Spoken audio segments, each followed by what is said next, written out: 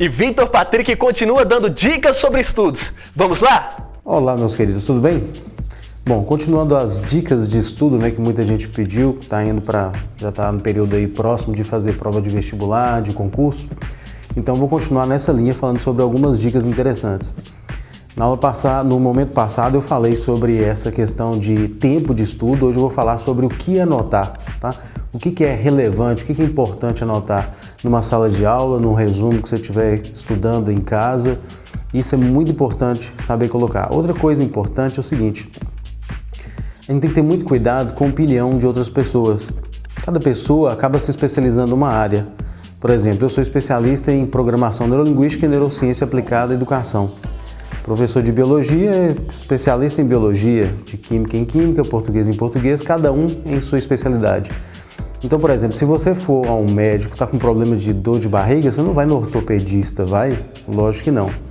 Então, obviamente, você deve procurar os conselhos, sugestões de pessoas que realmente entendam do assunto que você precisa. E sobre técnicas de estudo, sobre desenvolvimento mental, um especialista na área de neurociência ou neurolinguística, voltado para o aprendizado.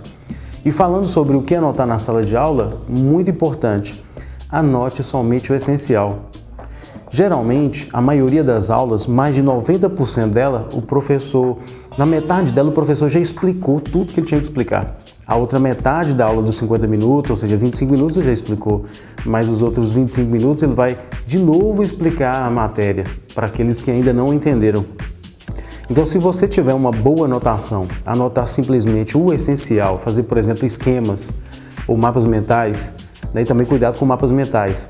Tem alguns sites que ensinam, tem alguns profissionais que ensinam, mas não da sua forma completa e correta, porque ele tem alguns detalhes que, se você não acatar essas regras básicas de aplicação do mapa mental, você acaba se prejudicando ao invés de se ajudar.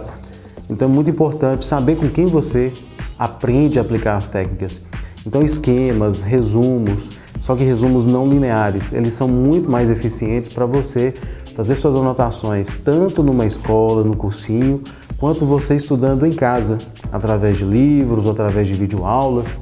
Faça anotações, mas sempre o mínimo, porque se você anotar demais, como muitos têm o hábito de anotar, você está exercitando mais a sua mão do que o seu cérebro. É igual antigamente, quando não existia celulares. Todo mundo tinha uma facilidade incrível de memorizar nomes de pessoas e números de telefone.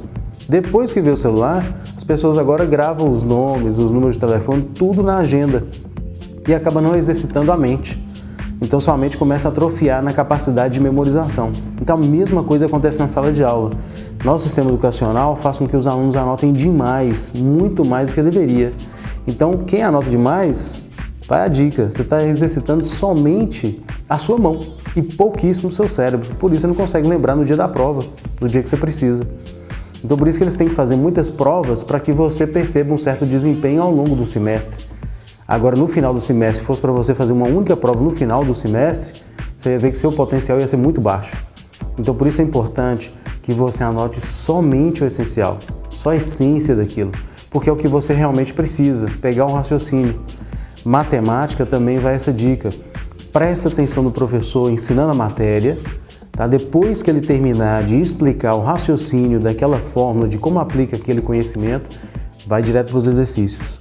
Terminou de fazer os exercícios, aí você monta um esquema, colocando todo o processo de como foi o raciocínio para desenvolver aquela fórmula, para resolver aquela questão. Essa é a melhor forma. É uma estratégia que eu tenho utilizado minha vida toda e que me ajudou muito e que eu aprendi com grandes neurocientistas da área cognitiva. Eu, por exemplo, eu já nunca passei de ano direto, tomava recuperação em todas as matérias, ou quase todas, e tive 4 reprovações por causa de matemática e uma por causa de física, por causa da minha incapacidade de lidar com fórmulas. Mas depois que eu passei a utilizar essa estratégia de prestar atenção no professor explicando a matéria, depois ir para os exercícios, aí eu passei a acertar tudo, tirar excelentes notas em matemática, isso já depois também de ter terminado o ensino médio hoje, né? Mas por isso, com essa estratégia, eu consegui passar em diversos concursos e vestibulares. Então vai essa dica importante para vocês. Anote somente o essencial, só o essencial, para que você trabalhe mais seu cérebro, para que memorize as informações, ok? Então vai essa dica. E na próxima tem mais. Vou falar mais para vocês sobre dicas de aprendizagem. Então sigam esse conselho e até a próxima. Vamos saber um pouquinho da história com Vanderlin Arruda. Bom, esta é a rua Floriano Peixoto, o Marechal que foi o segundo presidente da República do Brasil. Ele era um homem extremamente valente e por isso era chamado Marechal de Ferro. Ele resistiu a uma possível invasão, a um desafio da esquadra da Marinha da Inglaterra. É uma rua muito interessante porque ela não tem saída dos dois lados. Ela observa bem, as casas praticamente não tem recuo, todas, pelo menos a grande maioria, ela é construída no alinhamento da rua. Também já alguma coisa moderna, muita coisa antiga. E aqui é que mora uma famosa escritora, a doutora Edviges Teixeira de Freitas, a doutora Du, que é dentista, que chegou em Montes Claros com 16 anos e hoje é uma importante odontóloga. Sempre morou aqui nessa rua.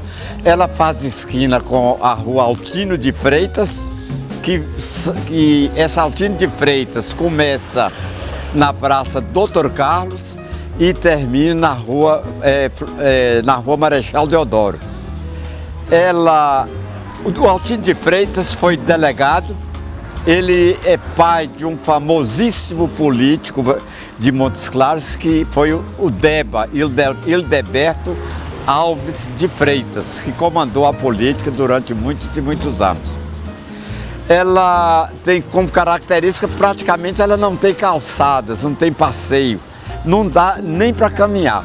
Nós vamos depois, pode verificar aí da estreiteza das calçadas, mas se voltarmos aqui para a rua Altino de Freitas, aí é que vai ser diferente praticamente de outra cidade do mundo, onde os passeios chegam a 20 ou 30 centímetros no máximo, de um lado e de outro.